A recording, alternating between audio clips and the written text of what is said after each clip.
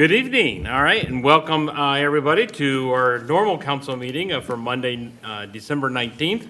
It's the last meeting of the year. We'll go ahead and call to order and have the invocation and pledge led by Councilwoman Bowers.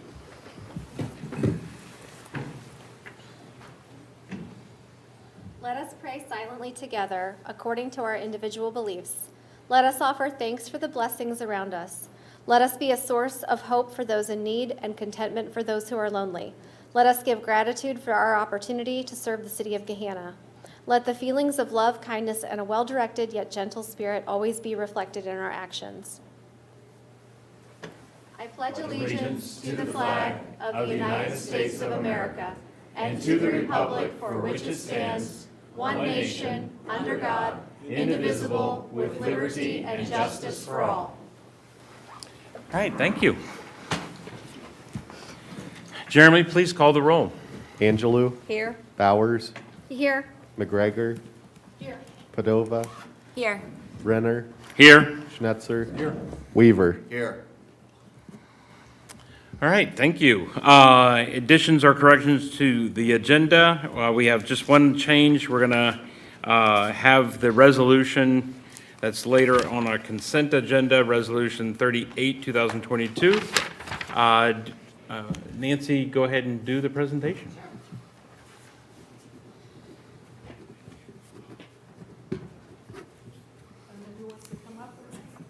Oh, send them all up. Oh, yeah. Cat, get up there.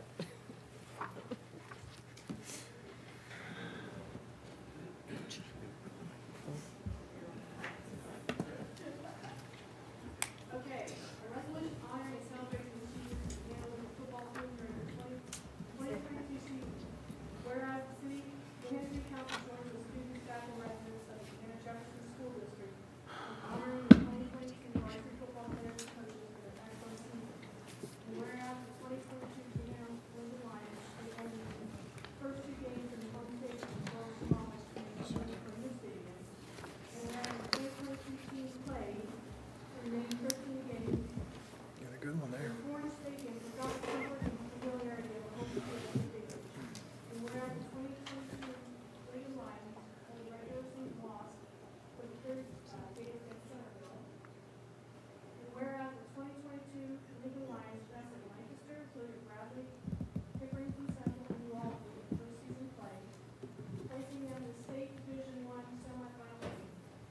And whereas the 2022 Lincoln Lions valiantly battled powerhouse state members in a repeat competition of these two teams last meeting in the state semifinal in 1976.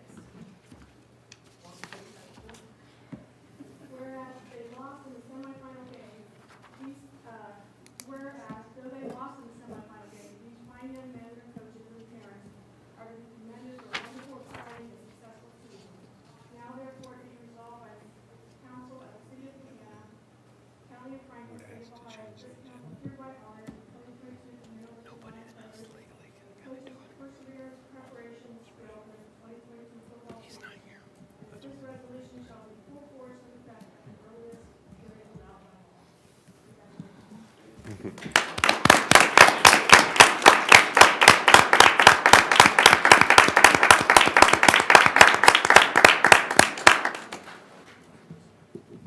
you guys all very much. Do you want to take a picture? Oh, yeah. How do we do this? This way, you put that right?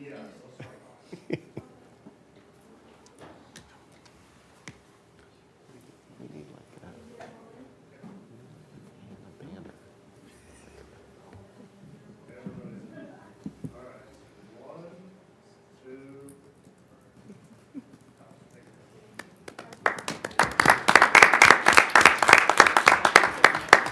Don't eat it.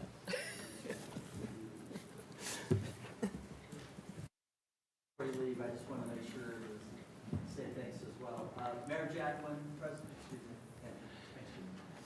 Mayor Jadwin, President Renner, Sloan Spalding, Mayor of New Albany. It's my privilege to be with you this evening and make good on my bet with Mayor Jadwin. We had a friendly side bet regarding the outcome of the New Albany-Gahanna playoff game. And it was a great game. First of all, let's start there. It was a great game. New Albany showed their toughness, which they're known for, but they just simply couldn't overcome the explosiveness and athleticism that is the Gahanna Lincoln Lions. So, gentlemen, congratulations. Again, I also wanted just a tip of the hat to the effort that was shown against the all-star team from Cleveland, also known as St. Ed's. I wish we could all recruit like that. That'd be really great. But you guys gave them everything they could ask for, and I'm sure if you ask the St. Ed's players and coaches, that was the best game they've had in a number of years. And to be able to do that and also play almost every game on the road just really shows the grit, grind, and determination of a team that has the heart of a champion. So on behalf of the city of New Albany, I wanted to come here tonight and say congratulations for a great year, and hopefully we'll get you next year.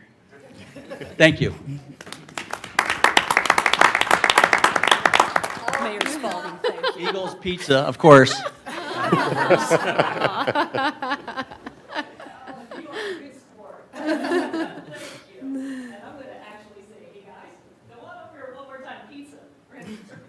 Council President. Please, go ahead, please. Take a picture with the pizza. Because this is the number one question I've been asked from residents over the last month. Did you get your pizza from Mayor Spalding? The answer now is going to be yes. We're going to open the lid. And thank you guys for coming on your winter break. I really appreciate that. Who's holding the pizza? Cat's over here. They're gonna eat it in front of us? You're not gonna actually like eat it during the people, right? I thought that was for us.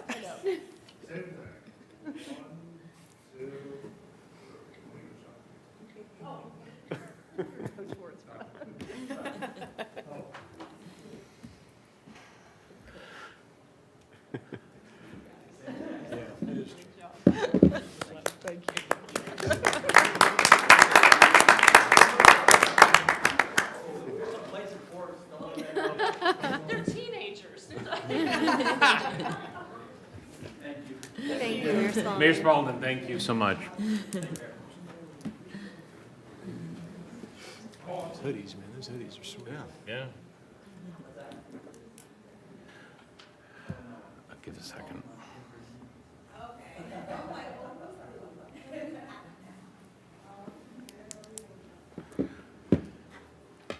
Okay. It's fun to have a very festive end of the year meeting. Mr. Clerk, on hearing of visitors, do we have any speaker slips this evening? I have not received any. That's for the hearing. Thank you.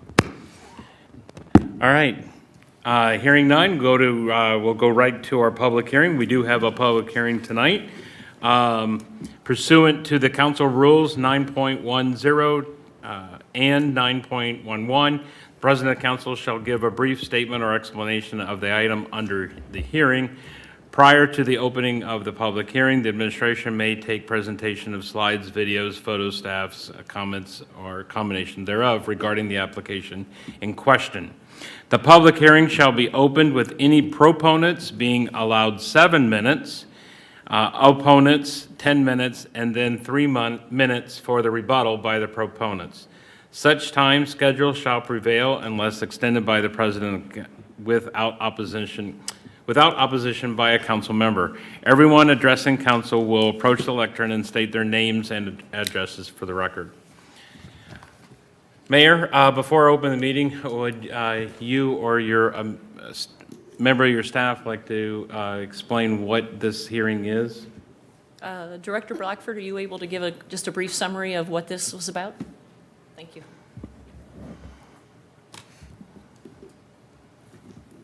What's better than talking about athletic success or pizza rezonings? And that's what we have on our formal agenda. No presentation tonight. I had one for you all last month. It is a rezoning that we're here to consider. It's going from suburban office to community commercial. Very similar zoning jurisdictions. They both allow for commercial activities. Community commercial is the more intense of the zoning classifications. It allows for retail types of uses in addition to office uses. but not those automotive uses that we talked about last time around. Happy to answer any questions. This one's fairly straightforward. Again, no presentation tonight, but if you have any questions, I'm available. Thank you. Thank you. All right, without further ado, I'll go ahead and open the public hearing. Now calling for proponents on this proposed zoning. Nobody. Okay, are there any opponents to the proposal? Okay. I'm sorry? Did you want to speak? All right, we'll go ahead and close the public hearing, and without much further ado on this. Item E, consent agenda. Do I have a motion to adopt the consent agenda as published? So moved, Mr. President. Have a first by Mr. Snetzer. Do I have a second? Second. Do I have any discussion? Okay, please call the roll. Schnetzer, Yes. Bowers, Yes. McGregor, Yes. Padova, Yes. Renner, Yes. Weaver, Yes. Angelou. Yes.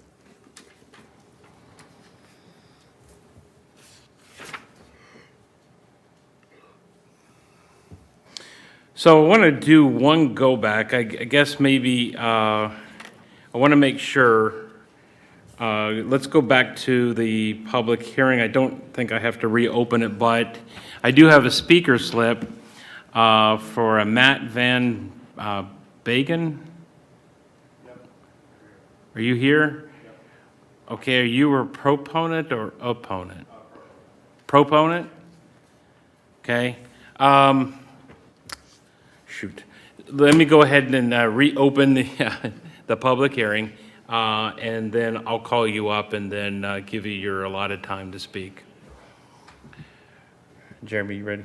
All right, let's go ahead and reopen the public hearing, and a proponent, Matt Van Brogen?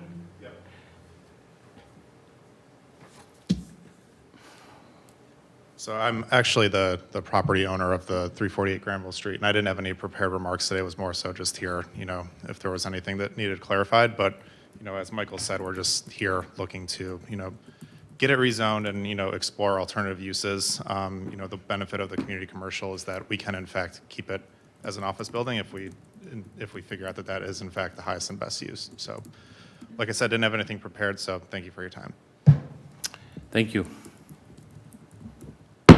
All right, reclosing the public hearing.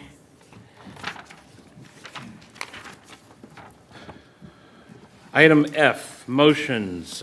We do have two motions. The first one, 2022.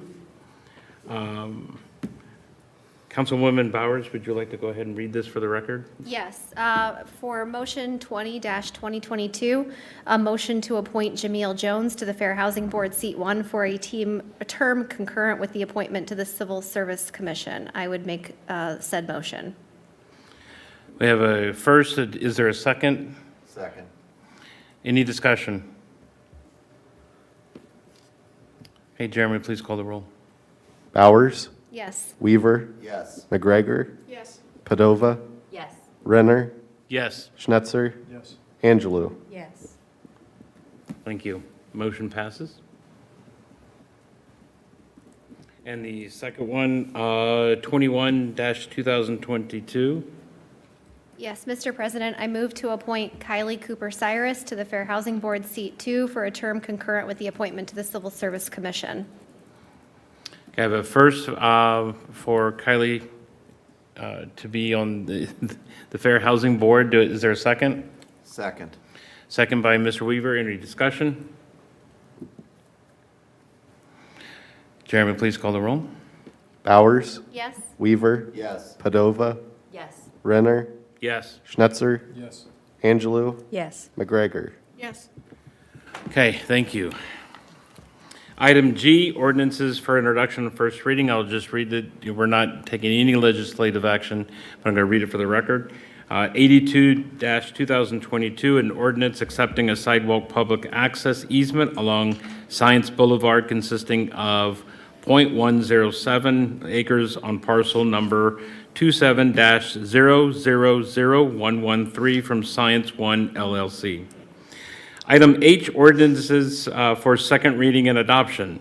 The first ordinance is 73-2022, an ordinance to amend the official zoning map of the city of Gahanna adopted by ordinance 198-96 on November 19, 1996, and subsequently amended, changing the zoning district of plus minus .299 acres of 3.4 acre site located at 348 Granville Street, parcel ID 25-000276 from Suburban Office SO to Community Commercial CC. Project Castle 348 Granville LLC, Matt Von Bargen, applicant. Do I have a motion to adopt said ordinance? So moved. Have a first by Ms. Bowers. Do I have a second? Second. Have a second by Mr. Weavers. Any discussion? Jeremy, please call the roll. Bowers, Yes? Weaver, Yes. Renner, Yes. Schnetzer, Yes. Angelou, Yes. McGregor, Yes. Padova. Yes. All right, ordinance passes. Thank you.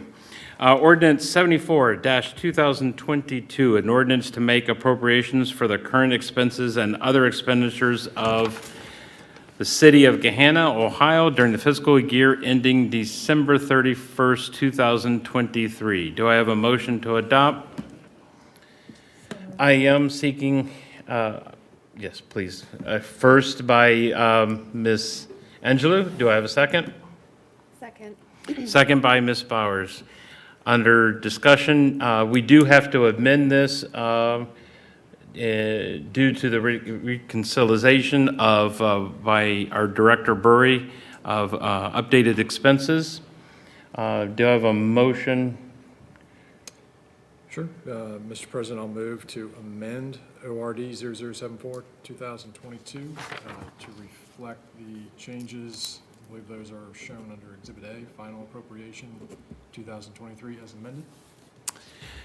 Thank you. We have a first for the motion to amend. Is there a second? Second. Second by Mr. Weaver. Any discussion? Okay, please call the roll on this amendment. Schnetzer, Yes. Weaver, Yes. Angelou, Yes. Bowers, Yes? McGregor, Yes. Padova, Yes. Renner. Yes. All right, the amendment passes. Now back to the ordinance. Any further discussion? Please go ahead. And no real discussion, just want to obviously extend some gratitude to my council colleagues for what I thought was a relatively clean and seamless process. Good questions, good discussion, and of course want to extend some thanks to the administration, the Madam Mayor, her staff. Again, the city is well served by some serious professionals, and I think they showed that they are masters of their craft during the budget discussions. So anyway, thanks to everybody involved. Thank you. Mr. Weaver. Thank you, Mr. President. Echo everything that Councilmember Schnetzer just said, but also want to add thanks to Mr. Schnetzer, our Finance Chair, for his leadership throughout the process as well. Thank you, sir. Thank you. Ms. Bowers? Thank you. This budget largely allocates resources for our operations and is a reflection of our values, I believe, as a community. It shows that we value people and we want to invest in the people and families who work for the city of Gahanna by ensuring that they are compensated for the high performance and service that they provide. I'm glad to see that those salary changes are addressed through this budget. Attracting and retaining high-quality professionals from our police department to our maintenance and code enforcement employees will help ensure the success and the high quality of programs and policies that we seek to implement in Gahanna. I also think that our values are reflected in this budget through funding departments and programs that provide a high quality of life to our residents, including the street maintenance program, the sidewalk program, and parks and recreation programming. I especially want to address how valuable the camp and recreation programming is to families in Gahanna. I attended the annual luncheon earlier this month for Ohio Women in Government, where the panelists both identified childcare as a critical infrastructure need. Camps and the park's accessibility are just part of the childcare fabric that is needed by our families and across the region.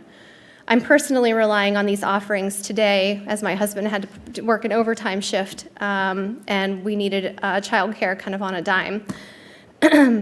These are enrichment not just for my child, but also help us continue to work and stay engaged in the workforce. I continue to support our Parks and Recreation Department in expanding these offerings and ensuring the affordability and accessibility of these programs, perhaps even through rethinking the cost ratio as the way we drive economic development in Gahanna. And I'll close by echoing my council colleagues' comments, thanking the administration for a well-presented budget, and to my colleague, Finance Chair Schnetzer, for a smooth process this year, too. Thank you. Thank you. Any further discussion? Jeremy, please call the roll. Angelou, Yes. Bowers, Yes. Schnetzer, Yes. Weaver, Yes. McGregor, Yes. Padova, Yes. Renner. Yes. All right. Our budget for next year passes. Item I, correspondence and actions. Mr. Clerk, do you have anything? Nothing this evening. All right. Under council, I did email everybody. I was going to ask you a question. Questions come up on our organizational meeting, which is January 2nd, about the time. Traditionally, it's at 7 p.m. Remember, we do usually have a regular meeting associated with that. And so I just wanted to poll my colleagues to find out if there is a desire to move it to a different time, and what time would that be?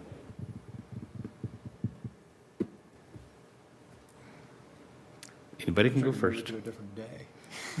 Cannot move it to a different day. As I stated in my email, I would prefer to actually keep it at 7 p.m. That's what we trained our public, especially that is the council business. But I just wanted to extend the courtesy to everybody. If anybody wants, I'm okay with it being earlier if anybody wants to have it earlier in the day. It's not, it's largely just an organizational meeting. It's not, there's not a lot. Though we have a regular meeting, it's usually not a lot of, is there anything particular that would be on the? No, because we won't have committee of the whole, so whatever was first reading today would be second reading then. Which was one item. Yeah, that'd be relatively quick. Yes. If you're proposing earlier today, is there a time that you'd like to make it? What, does anybody else have a time? 7 o'clock sounds good to me. Mr. Snutzer? Wait, is there a football game or something going on that day? You think we're in and out in, what, 15 minutes or something like that? 20 minutes? It's Yeah, like noon. if that. I'm fine with whatever you guys want. I don't care. I'm just saying if there's somebody who wants to change it, I'm okay with changing it. Mr. Schnetzer's proposed 5 p.m. I don't know that it makes, do you really? I just kind of jokingly throwing that out, not seeing a ton of appetite to change it, so we'll keep it at 7, it's fine. I'm happy to. I respectfully to Mr. Renner's point, I do recall that we have changed it in the past to adjust for football game schedules. I think that with our accessibility on YouTube and the lack of significant business, I'm okay if we want to adjust it, but also understand continuity. And if there's no good reason to change it, we might as well just leave it. So what's the will of council? 5 o'clock? 3 o'clock? 7 o'clock. Mr. Weaver? Midnight. Not that one. Yeah. 7's fine. 7. Nancy? I'm okay. Do we have any, is there anything better does staff have to be here, or is that? Staff will have to be here, because actually we'll have an item from the Director of Administrative Services. That will be a matter. Actually, I think Corey Weibensinger, our finance manager, will be here for that. Is there a time that's better then? I'm okay. Well, whatever the will of the council, we'll make it work. 5 o'clock was good, but 5, let's do 5. 5 p.m.? Okay, done. So our organizational meeting will be on January 2nd at 5 PM. Jeremy, do you need anything else in addition to that? No, I'll go ahead and post the notice for that. Okay, thank you. And let's make sure that we get everybody in awareness of that. The city can put it on their Facebook page as well. Thank you. All right, item J, representatives, Community Improvement Corporation. Just a reminder to everybody that our joint meeting between council and the CIC board is tomorrow at 7:30 at the Gahanna Senior Can we Center. make that 5? No. I don't have the power to change anything about that one. It's 7:30 in the Gahanna Senior Center. Oh, breakfast is going to be served? Continental breakfast or? Coffee, please. Hecklers in the back. Lots of coffee, please. Thank you. You can do it under my comments. Yeah, I was just gonna, yes. Okay, so tomorrow morning, 7:30, Gahanna Senior Center. Okay. Mr. Weaver, you have anything to add to that? No, Mr. President, thank you. Thank you. Number 2, Mid-Ohio Regional Planning Commission, Ms. Angelou. Thank you. And this is our last time, of course, for this year. And then the next time that commissions will be meeting will be in February. So it's like a little vacation here. In the last December commission meeting, there were special thanks to our panelists who led the housing discussion at our holiday luncheon prior to the commission. It was really well done, and it was appreciated to keep everybody updated on what we believe has to be done with that. First, we also introduced MORPC's monthly member news email about regional initiatives, public policy, and how MORPC is building value for our community. And if anybody's missed that, then the member news link for will here. There's a link for the December thing, but it doesn't really matter at this point. But you'll know afterwards that all of these will be coming once a month. I've also we attached the MORPC agency report. So back to the commission meeting. We welcome to the City of London. The commission welcomed London as MORPC's 82nd member, and that is an amazing thing because when I started there were 35. MORPC 2023 operating budget was approved. The commission approved MORPC's 2023 budget that focuses on advancing our strategic framework, enhancing our team, expanding our strategic reserve, and building on our existing programming. Everyone from our finance team to our executive benefits and reserve committees for the hard work was done. That was a wonderful thing to be able to do this. State of the Region and awards nominations. The State of the Region will be March 31st, 2023, and we're excited to host this premier event and recognize the great work about Central Ohio. The award nominations are now open. The public policy agenda adopted. MORPC's 2023-2024 public policy agenda was adopted. Key changes include expanded housing language, elevation of key initiatives in the region, and an emphasis on MORPC's strategic framework. MORPC will distribute our public policy agenda to key decision makers at the state and federal level in 2023, starting with the National Association of Regional Councils conference in January. MORPC will send a delegation to the conference and to the Capitol Hill to meet with federal lawmakers. And having been part of those for many years, it's really an amazing thing to be able to do. The U.S. EPA grant for air quality, the Commission authorized MORPC to enter into a $500,000 air quality monitoring grant with the U.S. EPA. We look forward to collaborating with our member communities to improve air quality and health outcomes throughout the region. The RAISE grant Notice of funding opportunity released, RACE grant applications are due to USDOT February 28th, and more information will be coming later on on this opportunity.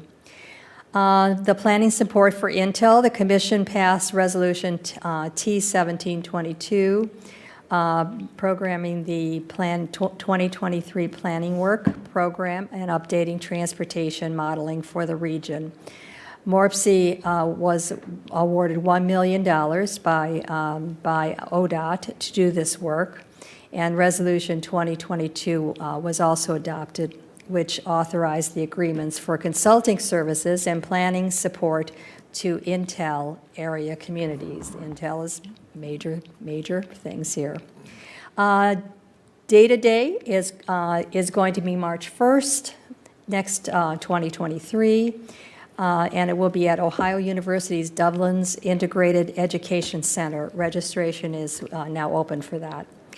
And some final notes, 2022 has been a banner year for Central Ohio and our members' communities, with landmark investments and a wealth of new opportunity to follow in 2023. There is much to celebrate. And Central Ohio is really hitting its stride. And with that, I would just like to say that it was my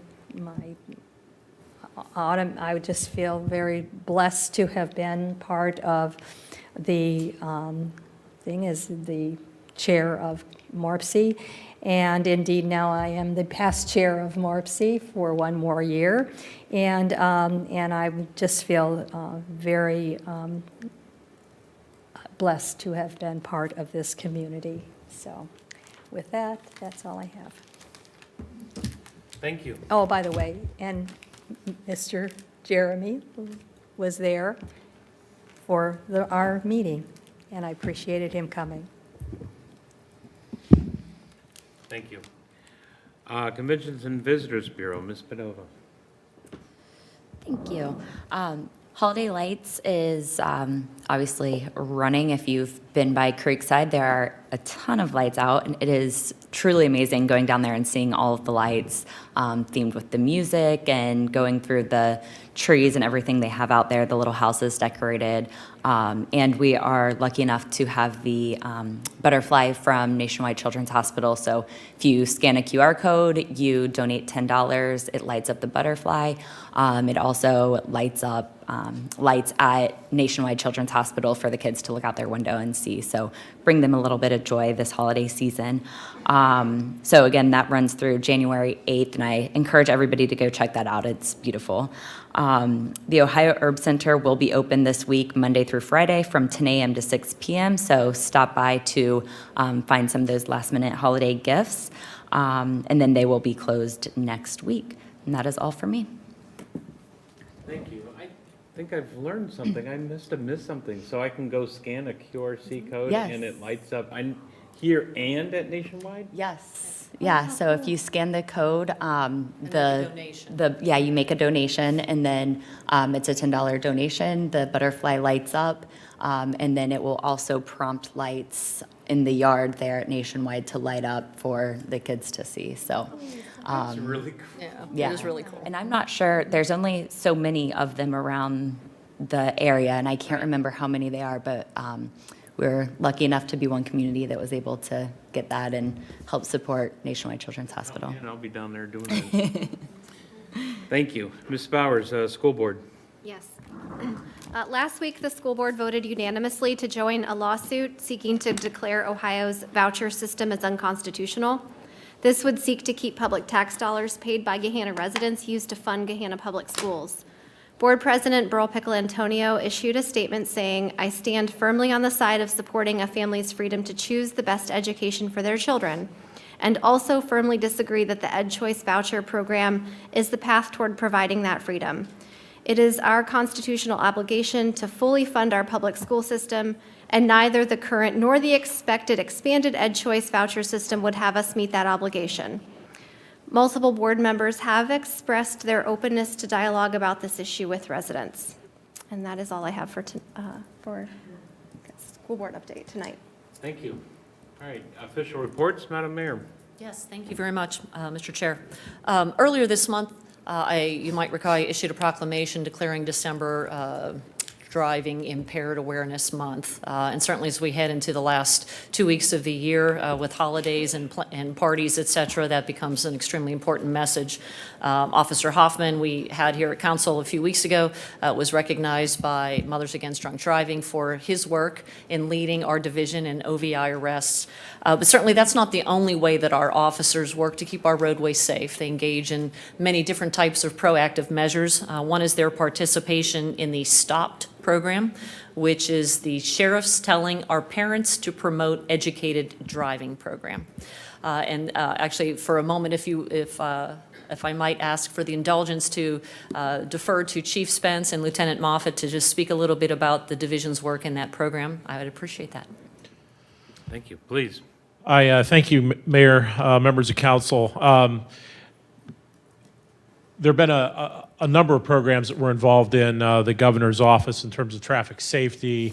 There are grant programs. There's a Franklin County OVI task force.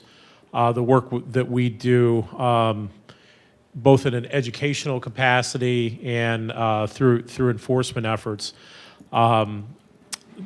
The STOP program being just one of those programs. Lieutenant Moffett, who runs our field services subdivision and is the primary architect of our traffic safety programs in Gahanna. We've got some data to go over, but and we'll be very brief. On top of that, we did have a pedestrian crash within the last few days that I think we'll speak to just in terms of overall pedestrian safety, which kind of dovetails into an educational component. So with that, Lieutenant Moffett. Is this on? There we go. Good evening. As the chief mentioned, we're engaged in a variety of traffic safety programs, and I always seem to be coming here to talk about that. So some of this you may have heard a little bit before.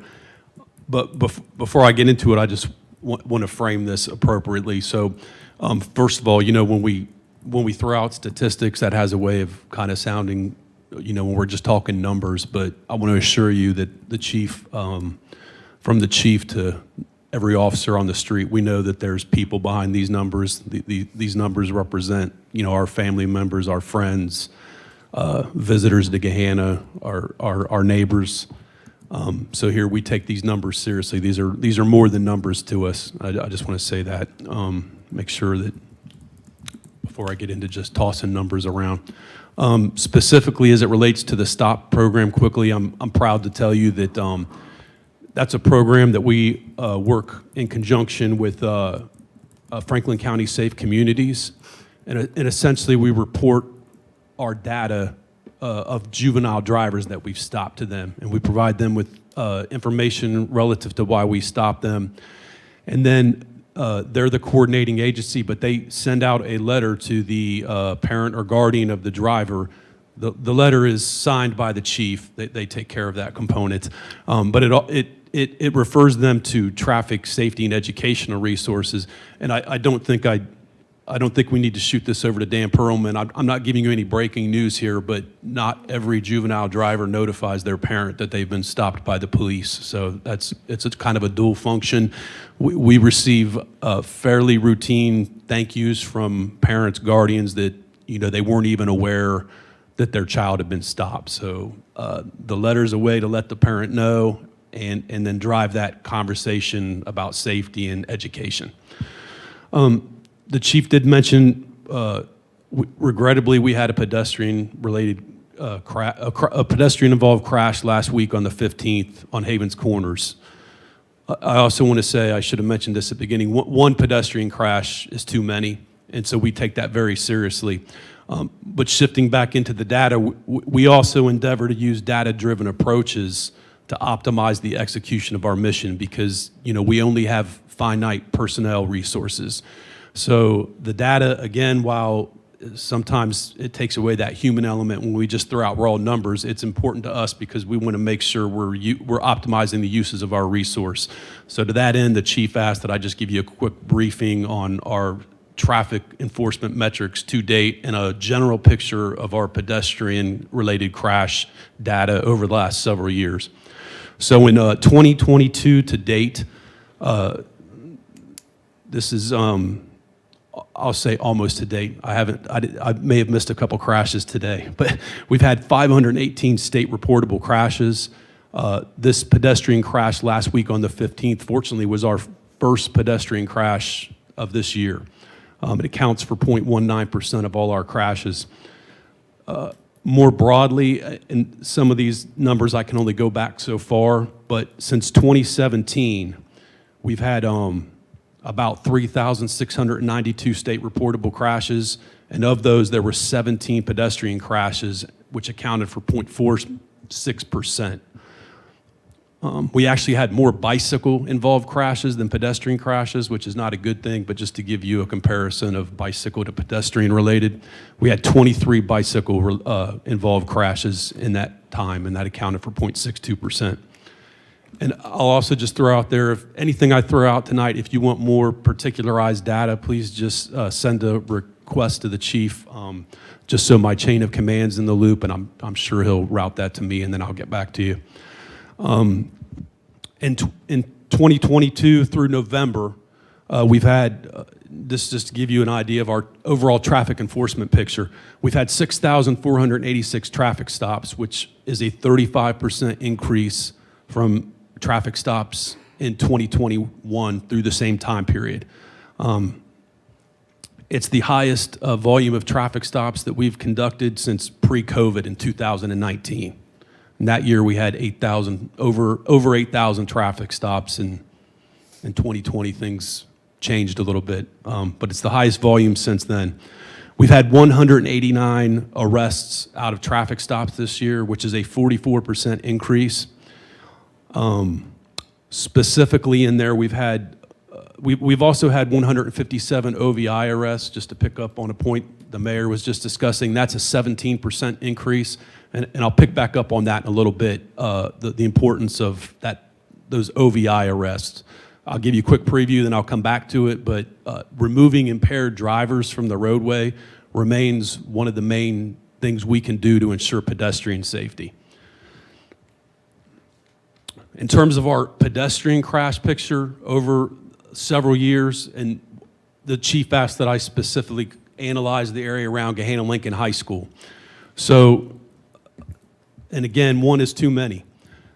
But since 2012, and this is data I pulled from ODOT, so it's fairly reliable data.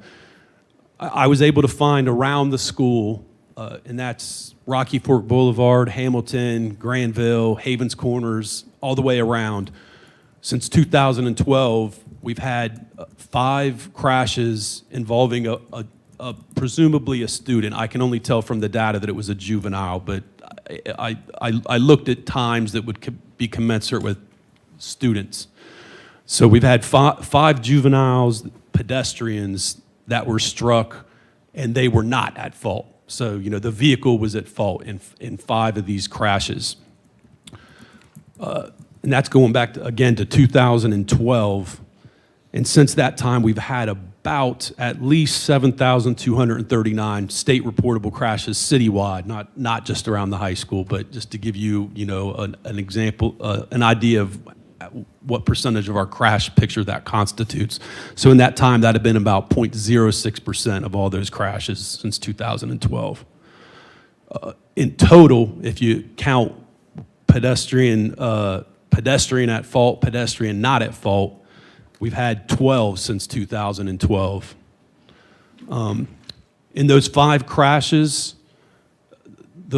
there was one in 2020 that was almost the same set of circumstances as the crash last week, which was the student was crossing at the signalized crossing, the pedestrian signal on Havens Corners. And what's interesting about both crashes, the one last week, and I should say both students, the one in 2020 was okay, and the student from last week is okay, so that's that's great news. But the interesting thing about both of the crashes is that the pedestrian signal worked. So in both the 2020 crash and the crash last week, the signal activated when it was actuated by the student. The signal flashed and traffic stopped on Havens Corners Road to allow the student to cross. What happened in both instances is a car that was back in the traffic queue went left of center and went around the stopped traffic and then contacted the pedestrian while the pedestrian was crossing. In both the 2020 and last week's, that vehicle then left the scene. So they're both currently unsolved hit-skip crashes is how they're classified. But again, in both, the signal had the intended effect, but it was a driver that we call it jumping the queue, and it's akin to a car pulling up, just failing to stop for a red light at an intersection. And from an enforcement standpoint, that's difficult when someone just doesn't obey the traffic control device. And from an engineering standpoint, the control device worked. So that's, from an engineering standpoint, that's not a preventable crash as it relates to that specific dynamic. And the 5 crashes also, most of them involved, and you'll find this in pedestrian crashes, the majority of them were right turns on red, where there's a pedestrian crossing, you have a driver stopped on red making a right turn, they've looked to their left, but they've failed to look to their right once they initiate their right turn on red, and they've struck a pedestrian. And all 5 of those crashes, minor to no injuries. But again, even in those crashes, we're not seeing a failure of the traffic device. It's just, frankly, driver behavior. So those are all things we consider. Moving forward, specifically to address the crash from last week, we've laid out essentially a 3-point response.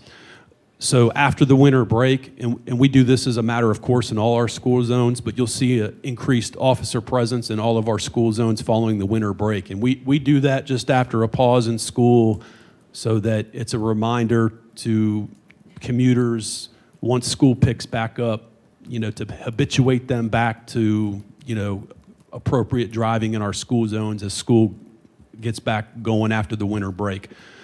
We'll also, and this is going to be pending a site assessment because we want to make sure it won't cause any safety issues or vision obstructions, but we'll deploy one of our electronic signboards on Havens Corners Road as you're approaching the school to draw attention to that there's a pedestrian crossing ahead. And then 3, I've been in some, as directed by the chief, I've been in some very initial conversations with the superintendent, and we've conceptualized, we'll be putting together essentially a safety meeting, we hope maybe in late January, and we're going to bring together stakeholders from the city, the PD, specifically the school, just to discuss layout ideas, throw out solutions. I haven't done so yet, but I'm going to reach out to our partners at Safe Communities, which I mentioned is involved in the STOP program. They do a lot of educational things as it relates to traffic safety, so we want to see if we can bring them in to be part of that. With that, I'll just, to highlight the importance of education, specifically as it relates to pedestrian traffic. And before I get into these numbers, I just want to say it's a multi-pronged approach in terms of traffic safety, engineering, education, police. So there's no idea we're throwing out right now. So I just want to throw that out before I get into the educational component. But to stress the educational component, and again, this is not to shift the focus away from what we as the police department need to be doing, but education remains vital as it relates to pedestrian crashes. And by way of example, there was a study by Safe Kids Worldwide in 2016. There was more than 39,000 students involved in their sample, and they made 56,000 driver observations. In their study, and again, this was 2016, 17% of middle schoolers and 27% of high school students observed during the course of their study were crossing while distracted, is how they classified it. And I should say, since we're talking about distraction, there's no distraction was involved in our crash last week. So this data isn't specific. This isn't that wasn't involved in our most recent crash. But back to the 26 study, 44% of the distracted pedestrians were wearing headphones, 31% were texting, 18% were talking on a phone, and 7% of them were engaged in combination distraction behavior, so more than one of those behaviors. And in 2016, distraction, pedestrians crossing while distracted was accounted for more than 1 in 4, and that was up from 1 in 5 from 2013, so just in 3 years. And unfortunately, that's probably not a trend that's gone down, I would venture to say, if we had current data. Besides distracted driving, they also looked at dangerous crossing behaviors. And those included crossing against lights, not looking before crossing, and not crossing at designated locations. And their study found that at least one of these behaviors was observed in 83% of middle schoolers and 76% of high schoolers. And then there was 1 in 10 drivers distracted by mobile devices while entering or departing a school zone. So I just lay that out very quickly and generally just to stress the importance of that educational component. There's no fix to this that doesn't involve education, is what I'm saying.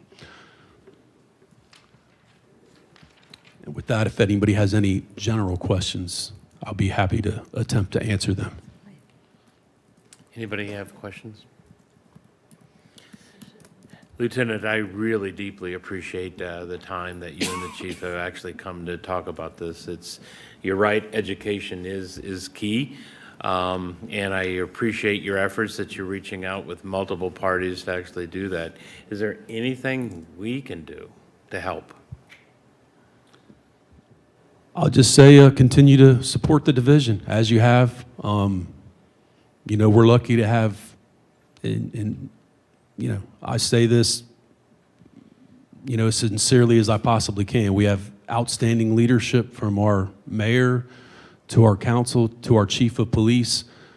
As I told you the last time I stood here and gave a presentation, I have complete clarity in my mission in terms of what the chief has laid out in terms of public safety. So there's no confusion on my end as to what I'm to do.